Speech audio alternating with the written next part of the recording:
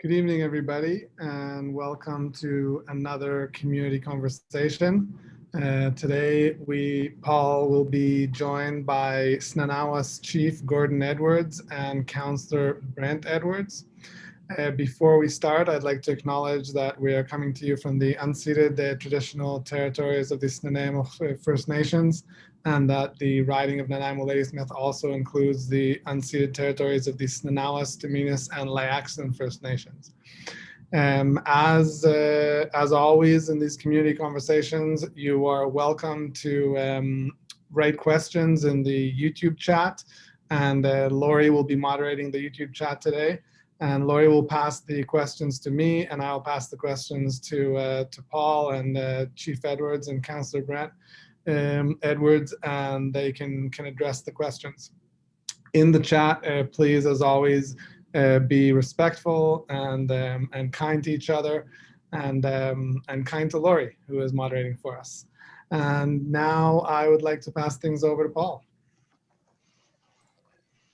Well, thanks, Alan.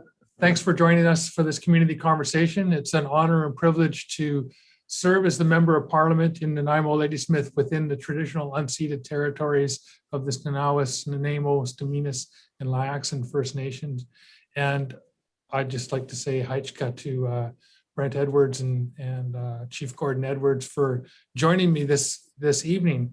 It's been a very busy parliamentary session. I thought I might be coming out of the House of Commons to do this, but we adjourned for the summer earlier on today. So yeah, happy to have you with us, Chief Edwards and Brent. I don't know if Brent, if you can get your camera on, we could see you.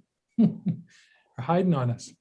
But maybe we could just start off with, people might not be familiar with Snaw-Naw-As. A lot of people refer to it as Nanaimo First Nation. But maybe Chief Edwards, could you tell us a little bit about Snaw-Naw-As, the First Nation, and about the territory? Sure, I'd love to. The Snaw-Naw-As First Nation is located between Parksville and Lanceville. We're in between. We're north of Nanaimo, in a area of the island called Nanoose Bay. I've been raised here my whole life. We've had many of our members born and raised here.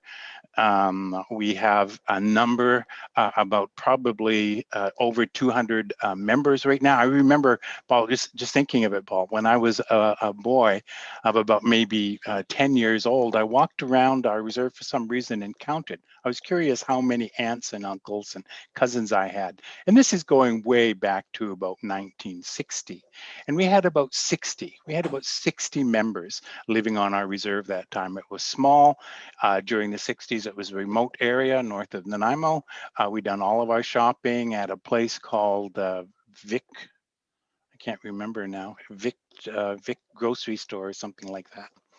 But we're a diverse community. We have a lot of members who are with different members from other parts of the islands, Nuchalneth, Kwalguth Muskama, Interior, and of course, people who were born and raised here and have left us on the other side and are still here.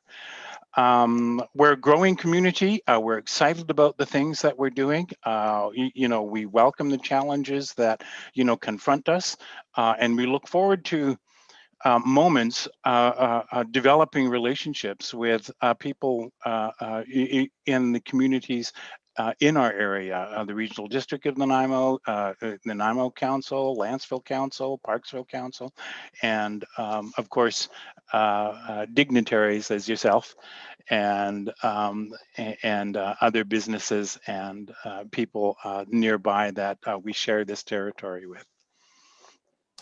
Yeah, we had a meeting not too long ago with Chief Thomas from Layaxan and Chief Wise from Nanaimo and Chief Harris and a number of councillors, and there's a real connection up and down the island as well with the other Hulkaminam speaking communities with relationships and family relationships. Yeah, we do have a strong connection. I mean, we have close ties. A lot of our people are with us, Nanaimo people, Tsmenas people, some of our neighbors down to the south. And, just a very open, and I enjoyed that meeting because we had lots of good interaction there.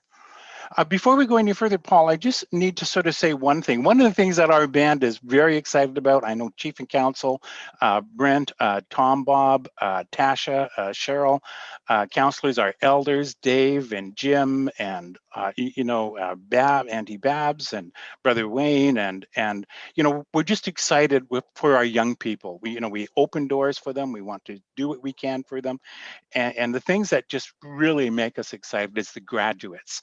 Now, more than ever, we're having a lot of our members graduating from high school, graduating from courses at VIU. And I just want to mention 4 of them. We have Matthias Dawson, who is graduating this year. We have Samantha Jones Honores, who is graduating this year. Tristan Bob, a graduate, and of course Darius Edwards.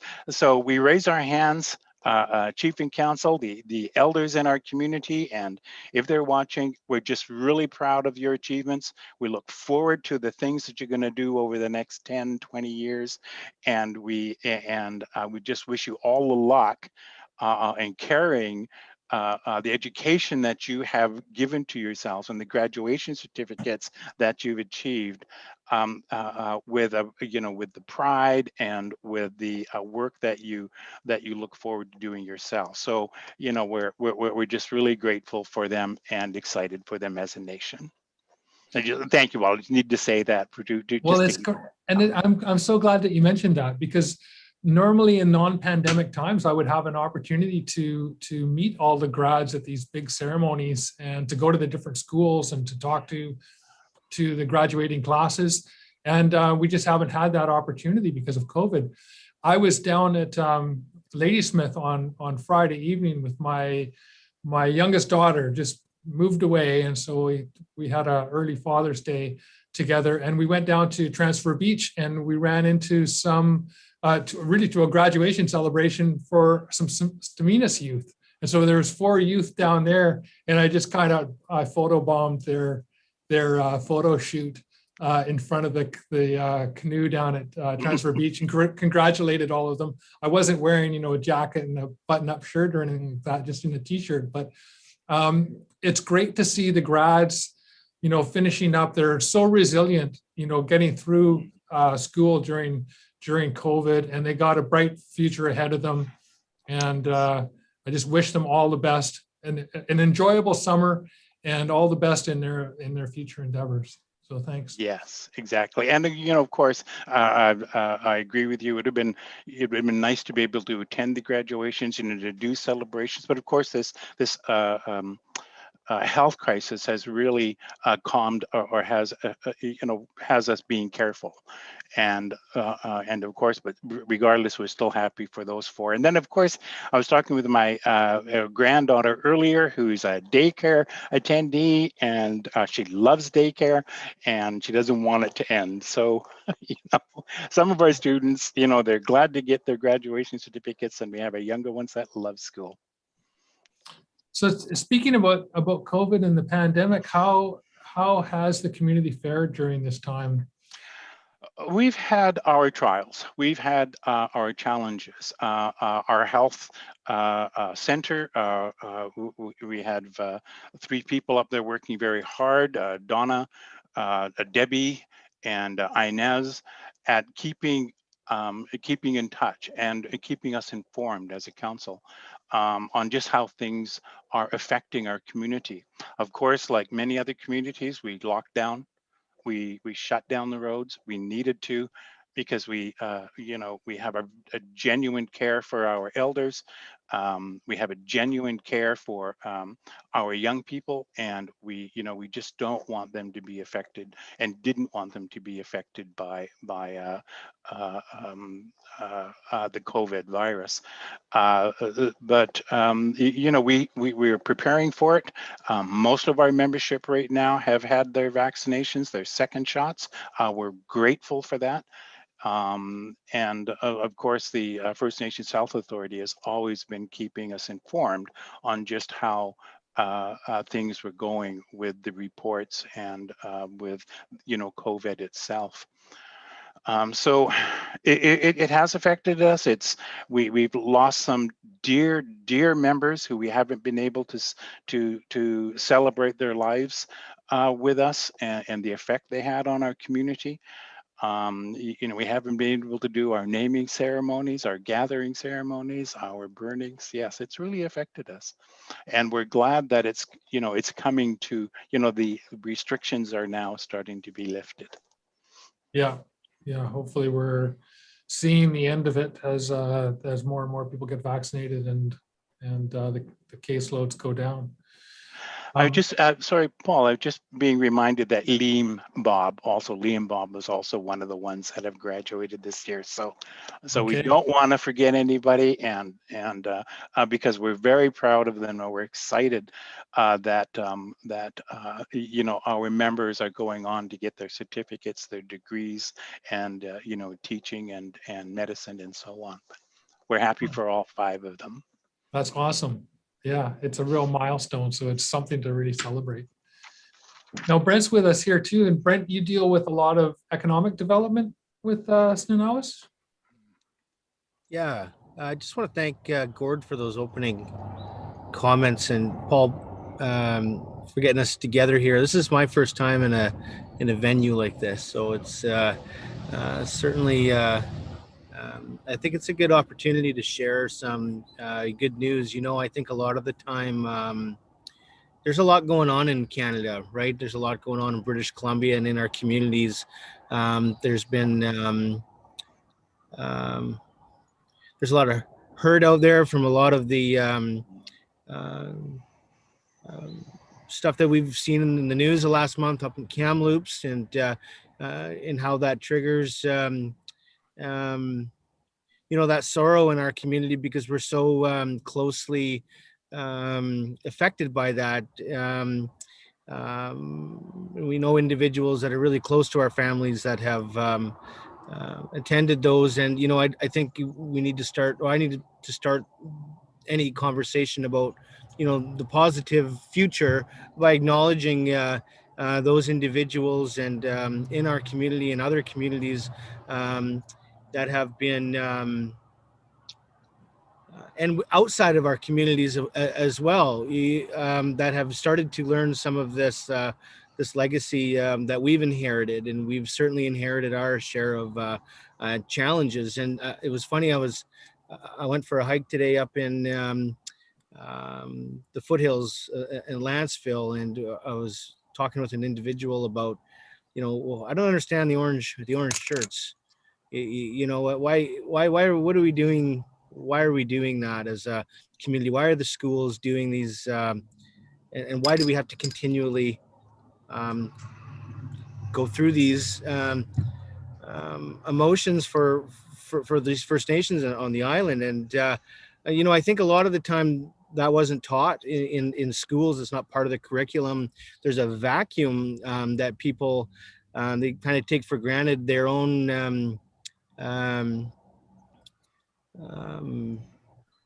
thoughts and prejudices about some of those challenges that we have inherited. And it's, in our case, it's no different than a poppy in some sense, where it's a reminder to people about some of that legacy, and it's not about and so we have been doing a lot of work on the economic development side. And it's funny, I was trying to prepare for this today, and I phoned our down the hill there at the Bland office, and I wanted to get some numbers about where we are at unemployment 5 years ago versus last month. And we've we've gone from about 30% unemployment rate 5 years ago to about 9.5% here. And so I think the Canadian unemployment rate's about 8.5% right now. And so when we're talking about economic development, it's not necessarily about how the band is doing in terms of its finances, but how are our members and how are our programs and services supporting those individuals to get out and to participate in the local economy here. And those numbers are, I think indicative of a lot of the work our staff has been doing, a lot of the work our leadership has been doing, and maybe indicative of some of the help we may have been getting from certain programs and services that weren't necessarily available in the past. So I think, for those that are in the central Vancouver Island area, this is, Nanu's, it's the most, Snaw-Naw-As, it's the most beautiful place in the world, right? And there's more and more people coming here. And we were talking earlier, Gord, about, there was 45, 60 people down in the that lived in Snaw-Naw-As, and in the early 80s, I think there was no more than 20 houses, and we're at about 95 houses, and we've got a shortage of housing, and it's good that people are getting out into the workforce, but we've certainly got some work to do in our own community to start providing some of those housing opportunities for our members. But having said that, that little gas station that we've got going, it took us quite a while to get there. 20 years of working against each other and with each other, against the Ministry of Transportation, and working with Indigenous Services Canada, and at the time INAC.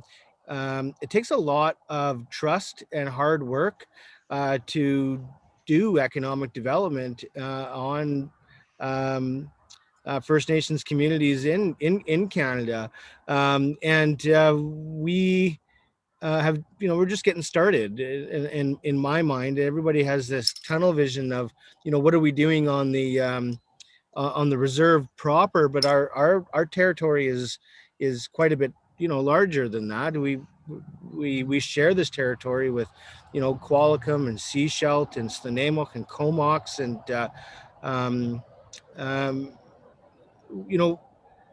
how are we going to work with other First Nation communities? How are we going to work with regional districts and municipalities in terms of reaching those agreements that can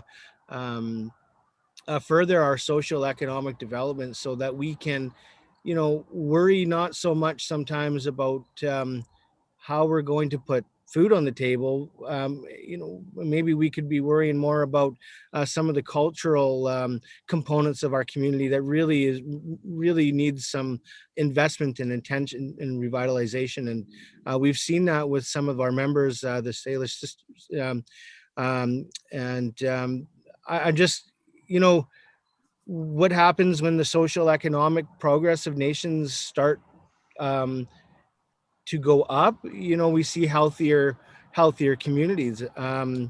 So, we've got a big mandate here. It's not just, we've got a big responsibility as leadership here, and we're just the selected leadership, right? Our communities are quite a bit more complicated than with the Indian Act regime that we've inherited from the federal government. So, we have a bunch of aquaculture tenures that we own in Nanu's Bay. We work with 5 other First Nation communities on some fishing ventures. We work with Kwamut-Lalem Child and Family Services with the 9 nations of that organization to provide the support for families that we need. So we're really busy, and so we've always been proponents of making sure people have the opportunities to get out there and contribute to their own community, to their families, and to Vancouver Island, I guess, as a whole. Yeah, I just you touched on a lot of things there, Brent, and I don't want on the whole truth and reconciliation piece. I think having to explain it all the time from an Indigenous perspective is kind of problematic. I think that the larger community, the settler community, needs to understand this and educate each other on these issues, right? And that's what kind of been a bit of my philosophy for years. I did a film in the early 90s with my parents about residential schools based on a letter that was written in 1898, a scathing 18-page letter. And that was broadcast across Canada in 96. And it's in the BC school curriculum. And I know when there was issues of racism around the vaccines, with the COVID outbreak in Cowichan and in Snaw-Naw-As, one of the things that Chief Wise said in a letter to local leaders was that it shouldn't be left to Indigenous people to have to point out the racism that's in this community and combat racism in the community, or the misunderstanding or the lack of education that people have about these issues. And so I would just say to people that are watching that's part of the learning process that we all need to take on, and a responsibility that we need to take on so that it doesn't fall on First Nations and Indigenous people to be the ones that are having to educate people about why we have orange shirts. I think, if I could, it goes back to that orange shirt comment about, it's not part of the curriculum, right? And it is, maybe it is more now, and somebody can correct me if I'm wrong. I'd love to know. My sister's a teacher, so she's probably going to get upset with me if it is.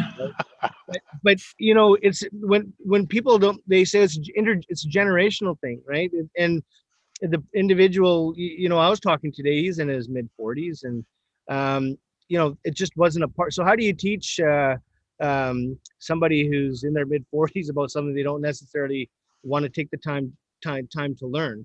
So it's not something we're going to be able to solve right away, right? And it's not our responsibility. Our history, in a sense, is British Columbia. It is British Columbia's history. It's your history, Paul. And so, in a sense, we share that, right? And so I think it really is incumbent upon us to that truth. Those 96 or 94 recommendations from that truth and those are going on 6 years old now, right? And so we've got a lot to focus on in our little community, and some of those really large questions that transcend just the local communities still need a lot of investment in coordination and political coordination from multiple nations in regional and across Canada to bring that pressure to bear on the provinces and Canada, quite frankly, to do. But some talking about residential schools, my uncle Mike Dick, he went to residential school, and he went to the Indian hospital, I guess they call it, in Snaw-Naw-As, where he met my Auntie Marie, Bob, and he ended up, he's one of my most favorite individuals in the world, because he went to this Indian hospital, they called it, and I guess for whatever reason it interested him, and he ended up working at the Nanaimo Regional Hospital for years and years and years. And so I always think about him and what he said about his own experiences. And it's not necessarily my role to do that. I think there's people that have been firsthand dealt with that experience, and I think listening to those individuals is a really good way to start. Yeah, absolutely. No, and I agree on that too, Paul. You're touching on racism and prejudice. It's common. It's very much a part of many of our people's lives, whether you're living in the States or in Europe or anywhere around the world. Here locally, I was listening to a speech earlier by one of our Union BC Indian chiefs in the interior, and he was talking about racism. And what he said is we need to move on. We need to deal with those strong issues. We need to deal with those issues so that an understanding can be developed on what respect actually means, what responsibility actually represents. But we need to sort of move on. And I think Brent sort of outlines to you a bit of our economic development, that economic development in health, in everyday administration. You know, we've all experienced something that is racist or something that is prejudiced, and we deal with them at that moment. But it shouldn't stop us from moving ahead with our goals. It shouldn't stop us from moving ahead with strategies. You know, we let organizations and courts and things deal with, you know, racist remarks and prejudiced remarks along with ourselves. A lot of the times we've had to bring issues forward as a First Nations group that need to be looked at. And of course, there was a very close look at some health issues with racism and prejudice that, oh, I can't think of her name, LaFawn done a report on, which didn't surprise a lot of people, but you know, it was an area that wasn't looked at as closely as, say, courts or legal systems, or you know, people in the community or businesses or so on. So it's there. We do what we can to deal with them, and some we just cannot let go. You have to deal with those issues, and then we continue on with our lives and our economic developments, our health, our education, and our housing. Yeah. I did a film for Hulkaminum Health Hub about cultural safety in the healthcare system for the Cowichan Regional Hospital. It's to train doctors and nurses and whatnot down there. And so I did a lot of interviews with elders about those kind of things that Mary Ellen Chappelle-Lafond had brought up. Yeah. And you have a beautiful health center. Yes, we do. Snaw-Naw-As. It's a really lovely building. Yes, we do. Brent, you have a number of partnerships, economic partnerships, like with Mosaic and other companies as well, right? So it's we don't have any partnerships with Mosaic, but we okay.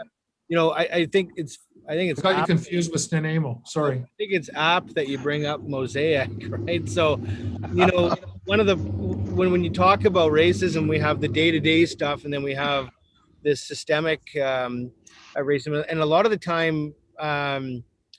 I talked earlier about some of the challenges we inherit, right? And one of the challenges that we've inherited here, one of the issues that our younger folk are going to have to deal with is the lack of public land in and around the central Vancouver Island area due to the Dunsmuir land grant that brought Vancouver Island into the Dominion of Canada by the building of the ENN Railway.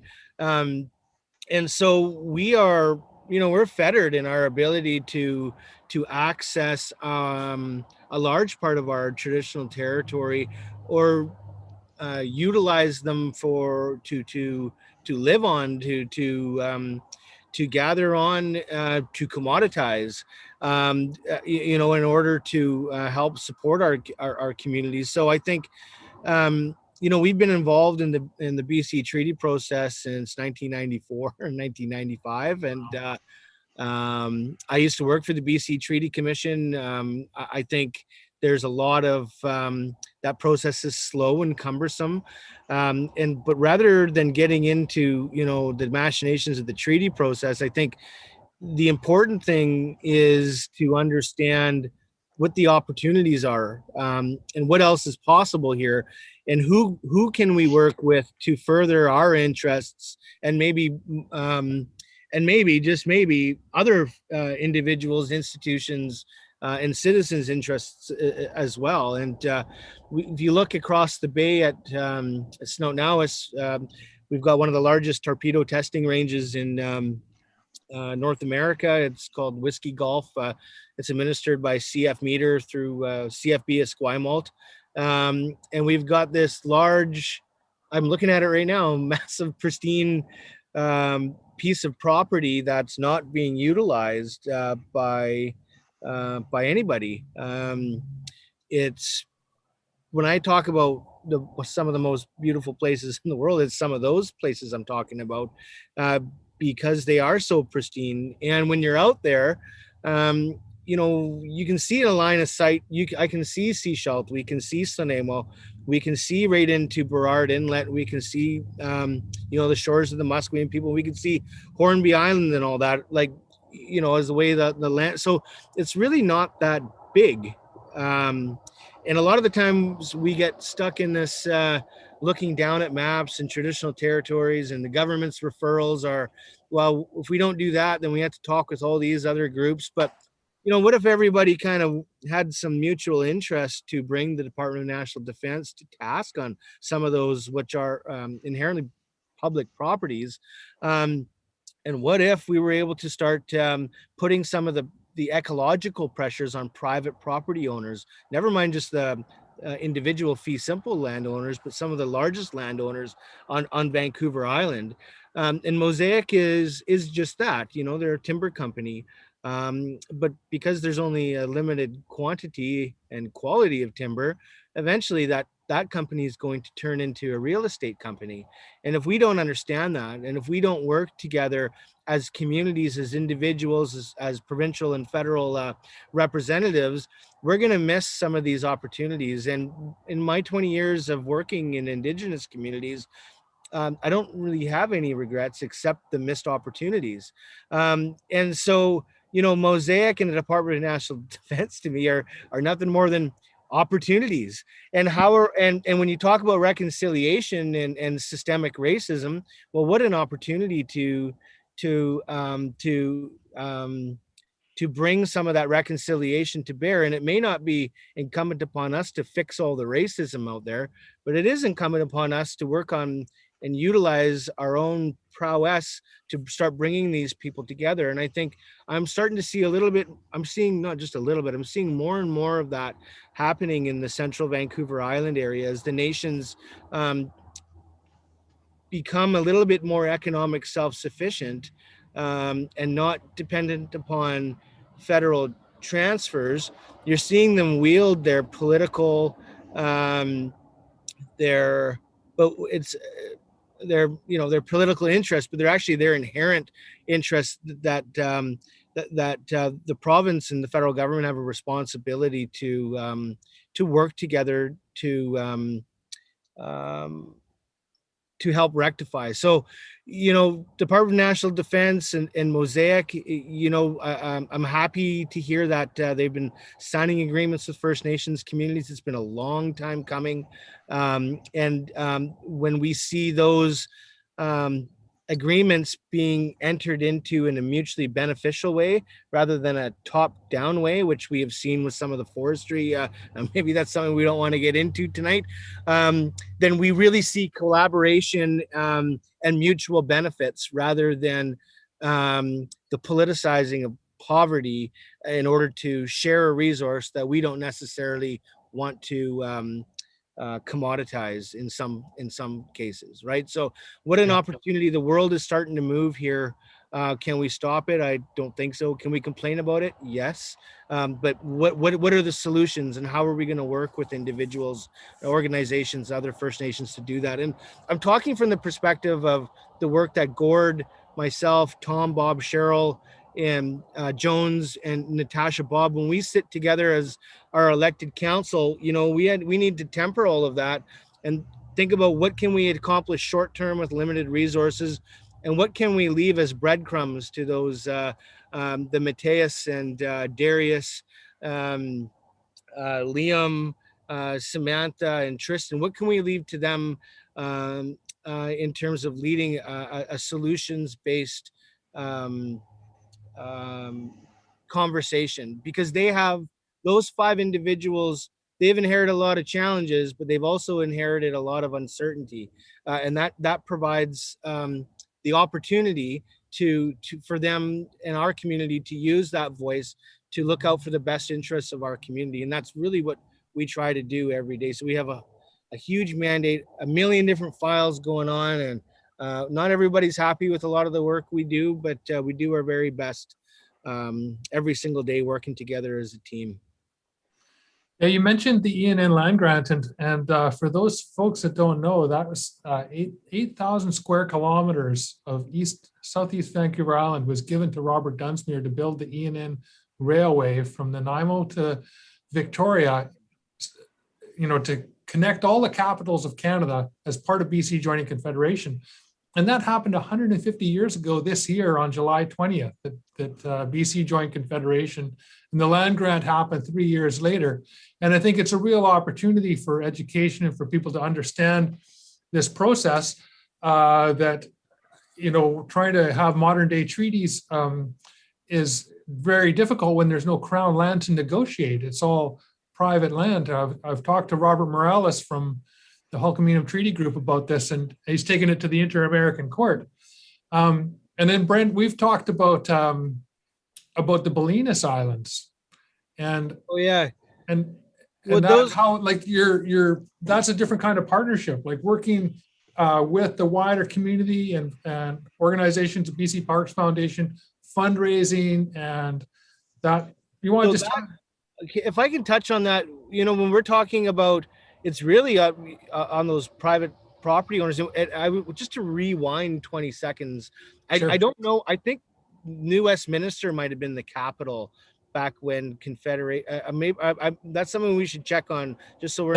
It was before Confederation. New Westminster was the capital, and then Victoria became the capital because Vancouver Island was a separate colony or something. So it was a condition precedent, right, for this island to join the Dominion. And the only time John A. Macdonald came to Vancouver Island was to drive that spike out by Shawnigan Lake. And that railway, it weaves in and out of almost every one of the communities between Victoria and Nanaimo. And I think it's pretty indicative of colonial policy, right, and how things work and some of the challenges we've inherited. But not to digress into that too much, I think that the Bolinas Island opportunity with the BC Parks Foundation, this happened, I think, in the spring of 2020. Might have been even in the winter, this past winter. But if anybody knows where Bolinas Island is, if you look out toward, I guess it's between Texada Island and our community in Lestidi. And it's one part of it's owned by the Department of National Defense, the South Bolinas Island, and the North Bolinas Island is an arid, dry rock that's almost impossible to access.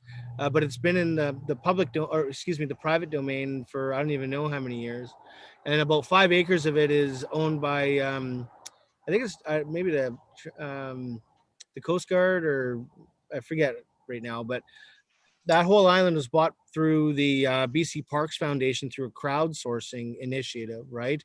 And one of the reasons we support that is when an institution like, or I guess it's an institution, a non-government agency, I think it's a charity, a foundation works as a charity, and how it brings private land back into the public domain. And like how come nobody else thought about that? Maybe that's happened in the past, and we have seen other tiny little islands out by Gerald Island. There's another island that was put back into the public domain. But imagine if we did that on a larger scale with some of those other larger properties. The Bolinas Island initiative by the BC Parks Foundation is an interesting opportunity, I think, for Canadians, British Columbians, and people from Vancouver Island to be aware of. So if they see initiative from that BC Parks Foundations, their mandate is to bring private land back into the public domain. They create parks that we can all enjoy, right? And so whereas we weren't able to access that property a couple of years ago, when it comes back into the parks, they lease the land back to the British, province of British Columbia, so they don't own it outright. I think it's a little bit so I don't think we can put our laser eyes on it for the treaty process, right? However, it does bring those properties back into the public domain, and I think it's a great opportunity. And if you see those, as long as the First Nations that agencies, as long as that foundation has been working with the local First Nations, I think, and to understand what kind of property they're getting into, I think it's a really interesting new idea to get. What a great idea! Imagine They did work with you, right? They were. yeah, they worked with us, absolutely. You know, we had a couple of conversations with them, and like we should just buy back Mosaic land. Let's do a big Canadian buyback, right? So Well, the federal government just put $2.3 billion into funding to which includes in Indigenous protected and conserved areas. So I think Vancouver Island makes a great Southeast Vancouver Island and makes a great case for that in Snaw-Naw-As territory. So, you know, as a boy, Paul, I remember growing up, and we'd done a lot of fishing. You know, we'd done a lot of clam digging. You know, we'd done a lot of hunting. But I would be told by my aunts, my uncles, my grandpas, my grandmas, Uncle Sam, Auntie Emily, to name a few, Uncle Tom, Uncle Dave. They would say, go fish. You know, the best place to catch some fish is off the island at the end of the point. You drop your line, you get some great red snapper in there, or you go in between the islands and you get some decent size lingcod. Or they say, if you want to, you know, if you want to get some octopus, go off the point of the breakwater on this side of that lighthouse and just drop your line along there and you get some octopus or some cucumbers. And these, you know, this was you know, this was the good spots to go fishing, the good spots to catch, you know, some you know, catch the fish or to collect the oysters at the, you know, off the islands or you know, the clam digging off the islands and around the bay. And when I first, and then getting into, say, chief and council and dealing with D&D, you know, we get introduced to a whole different ballpark of documents and restrictions and rules and regulations. Because as a boy, we were told by our aunts and uncles and by our grandparents and great grandparents information that has probably been passed down, you know, generation after generation after generation on where to go and collect foods, where to go and collect fishes out around our bay. And one of the things that sort of conflicts with me is, say, the regulations and the restrictions that we're having to deal with now, when before, you know, during a time when we were just accessing this for our own livelihood, because this was always told, you know, always been told, the News Bay is our dinner table, right? It's our breakfast table, it's our dinner table, and this is where you go and get your, you know, this is where you go and get the food. So this, when Brent was touching on treaty and you're touching on D&D, times have certainly changed from what they were 50 years ago. yeah, when did that base, when was it established? 1962, I think they sent the letter to us. From what I remember, it was 1962. Our whoever was on the department sent a complaint letter, basically, and said it might have been 1952. I forget. Saying that we were no longer able to access that. We were able to access it as a child. I was, and I know my dad was, and over to Wallace Point. And, you know, we've got stories about that, you know, I'm not going to share here now, but, you know, there's some really important stories for our community, Snaw-Naw-As community that talk about, you know, Schooner Cove, that talk about Wallace Point. And I'm gonna give my dad a shit for a sec for telling everybody where the good fishing spots are. but besides that, you know, there's a lot of us know that intimately because we were able to go out there. And there's a large part of our community that doesn't know it intimately because they haven't been able to go out there. And so we end up talking about it instead of showing. And so, you know, we got this breakwater that nobody knows who owns, and right in front of our community. And you know, I think Department of Transportation, or they put it in there, you know, and so that the Department of National Defense can do that work. And I guess, you know, we have to. There's international treaties, and there's stuff that's bigger than us, I guess. But when we have family that talk about that, being able to go over there and utilize that, you know, do we want that land back? Yeah, absolutely. Are they going to give it back to us? You know, I just don't think so. So we have to come up with more um, creative solutions to be able to access that, because adding to reserves is almost impossible.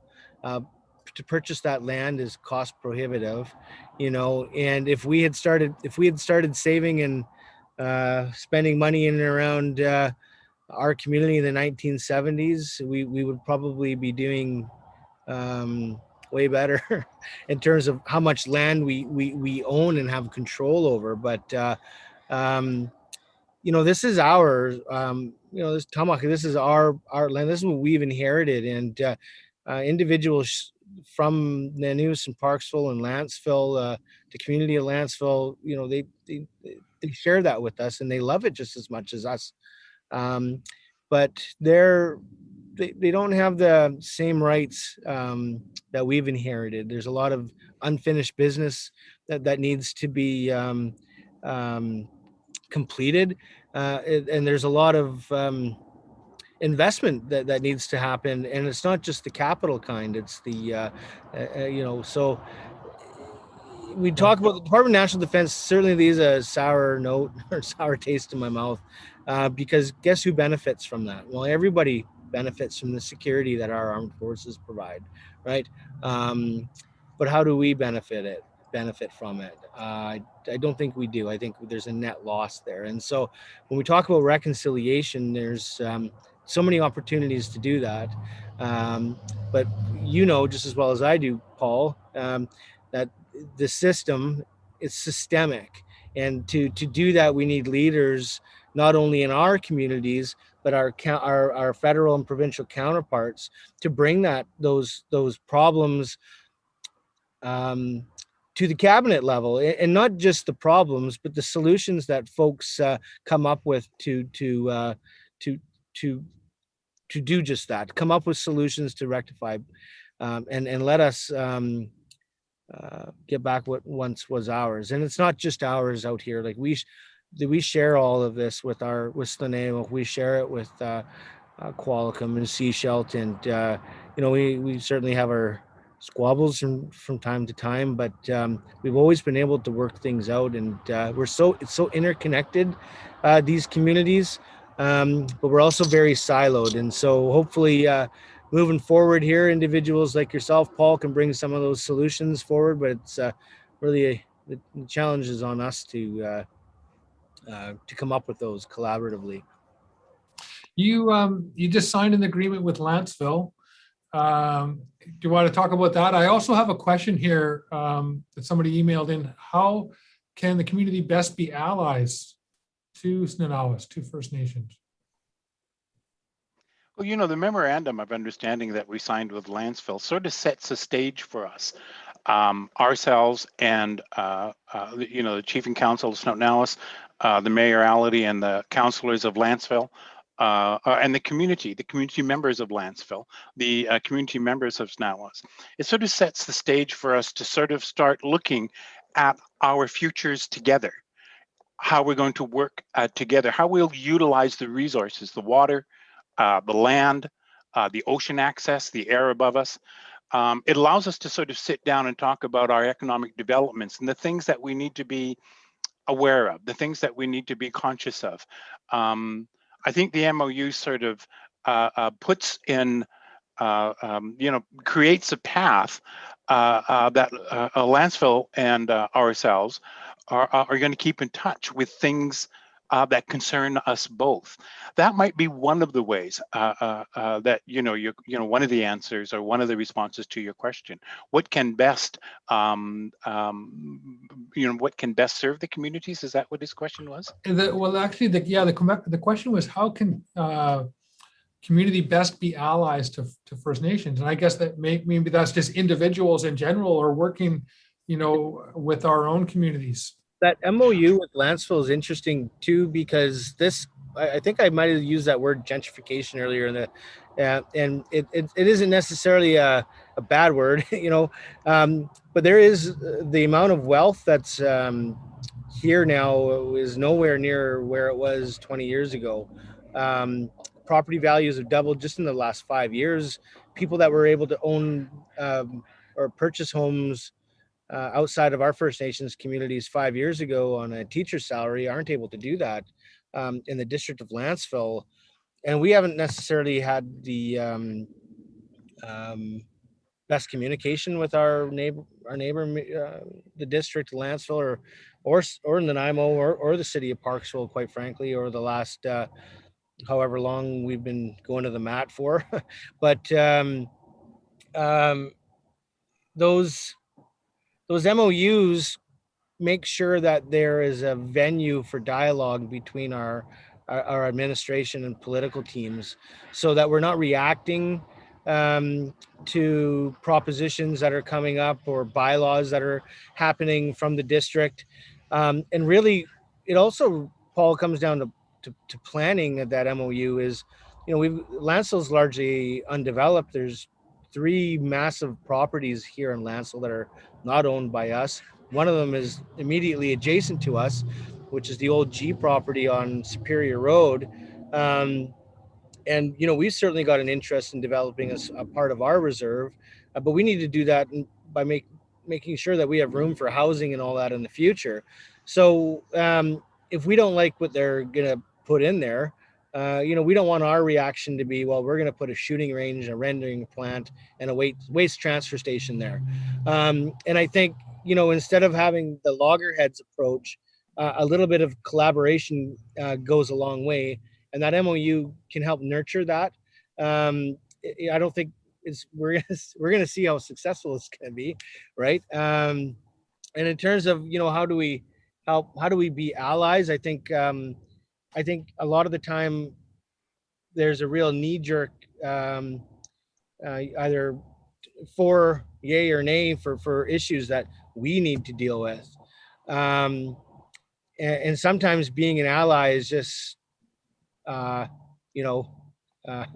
accepting some of the truths that are self-evident that nations are saying. And we're seeing some of that on the southern Vancouver Island area, and people are going to say, well, that's it's such a convoluted, I think there's not one answer to it. I think each nation has its own issues and interests that they need to pursue.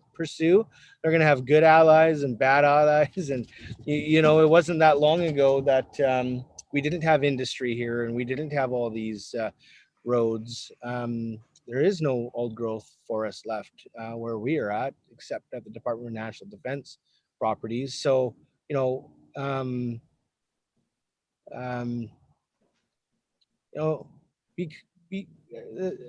sounds so silly because people use it all the time, and like Bonnie Henry, oh, just be kind, right? But really, that is such great advice. And how do you teach that teach your children to be kind to those issues that we're dealing with? So if you catch yourself pontificating about some of the, they're gonna go fish and take all the, and they're always bitching, and I gotta wear an orange shirt all the time and all this sort of stuff. There's big ears in your houses. And that's how you tackle the intergenerational thing. So how can we be allies? You teach your children, those that are young, you lead by example. It's not about the institutions. It really comes down to the individual relationships. And yeah, it's such a cliche, right? That be kind thing. I wish I could find a non-cliche way to say that. But there's always, And I'm guilty of that too myself. You should hear my kids when I'm at work. I can't believe those D&D people are just, and I can't, and so, I'm guilty of it myself too. And that's how my kids pick up, their inherent, like, oh yeah, those are our enemies, right? That's not necessarily the case. We can find common ground for the most part with people that bring common sense to bear. And the common sense is something in humans most of the time is self-evident. So, that's a tough question. Thank you for that question. I don't have all the answers, but those are my thoughts on that. Yeah, it's interesting. When we talked about the D&D land before, you actually mentioned that you have a lot of family connections that were involved in the Canadian Armed Forces. And so it's not an adversarial thing for you at all. It's actually, you realize the need that they need the training space and the land, and we have these international agreements. It's just unfortunate that it's sitting right there, in an area that was, traditionally your territory and something that you used over a regular basis. Well, the MOU allows our government structures to work together. But one of the things that we already know is that many of us, our MOU, many of us are neighbors, Lanceville community members, Snaw-Naw-As community members. We grew up on soccer fields, baseball fields, elementary schools, high schools, the local pharmacy, the local grocery stores. Many of us were already neighbors, and we shared thoughts, and we shared feelings and strategies and interests. So I think the fundamentals are there, because when when we've sat and talked with Mayor Swain and some of the other councillors, they have the same interests in this territory as we do. Yeah, I think in terms of this question too about being allies, that really dialogue and listening and understanding are key, right? So this whole community conversation right now is about people hearing what you have to say and understanding more about the Snaw-Naw-As community. And when I moved back to the island after being away for a little while, I grew up in Ladysmith, and then this is where my grandfather lived, and I moved back here, this beautiful area to be in Nanaimo. And I had connections in the Haisla community in Kitimat because I have an adopted family there. And I would just go down to Nanaimo when they were doing the canoe races and go and watch and videotape and give them, load it up on YouTube for them, or go to Aboriginal days and Indigenous people's festivals and just introduce myself to people and just get to know people, because we're a community, and these are the traditional cultures and practices in this territory, and to understand the culture and the tradition and the governance structures, and to learn more is actually how, the more we understand it, the more we're able to actually have dialogue with other people who are settlers, and from that community. And so often when we get you can imagine emails we get tons of emails, but when I get emails where people are very misguided, I spend a lot of time on those emails really educating people about what it is that they need to learn. And I'll put in links, and I will spend an hour on an email to somebody who I might have just gone, you are completely misguided, I have no time for you. But actually I have to take time with those people, right? That's my job, to help them better understand where they live, whose territory they're in, and why they need to understand some of these complex issues. So I think that's incumbent on all of us in the wider community to be doing that.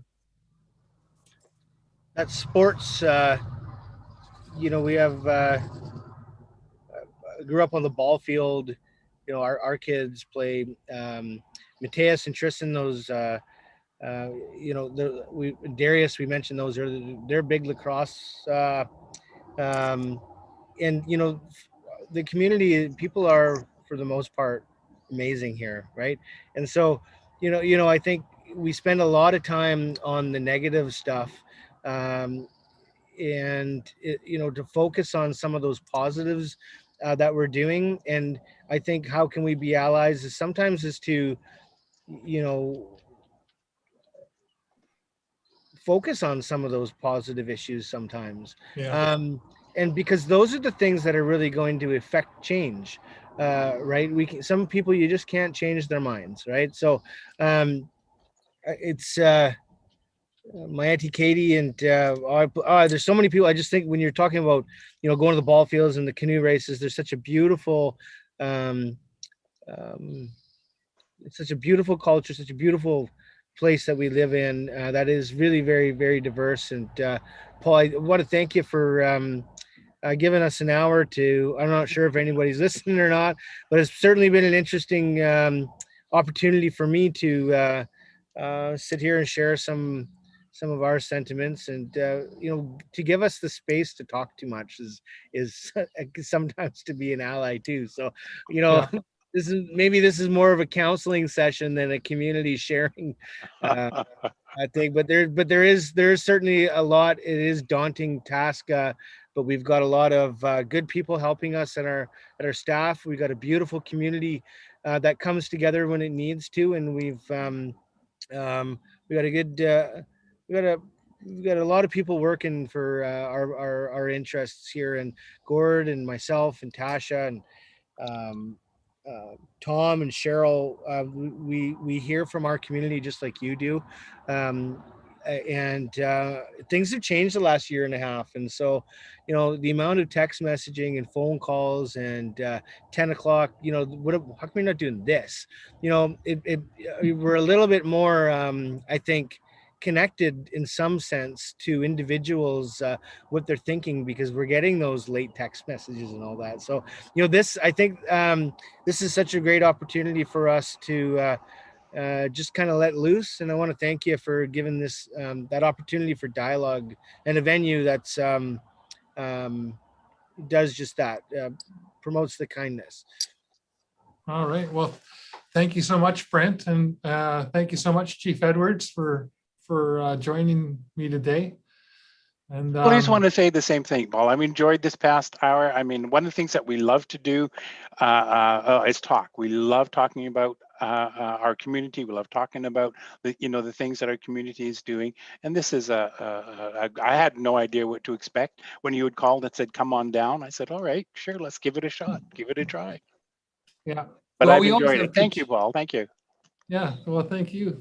We always have great chats, and I appreciate Yes, we it. So do. it's lovely to be able to share it with the wider community and just have a good open conversation. Yeah. So thank you again so much to the both of you for joining me this evening, and thanks Thank everybody you. for tuning in. And Alain, you do your regular wrap up.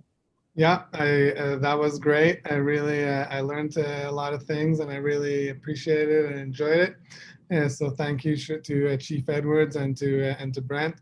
And all I want to say is that you can share this this community conversation with friends who might have missed it. You can sign up for updates from Paul at paulmanleymp.ca. And of course, you can also share this through Facebook and social media. So thank you very much, and thank you to Lori who moderated and answered questions and provided links in the YouTube chat for all the issues that were raised this evening in the conversation. So have a good night, everybody, and stay tuned for the next community conversation, which has not yet been finalized.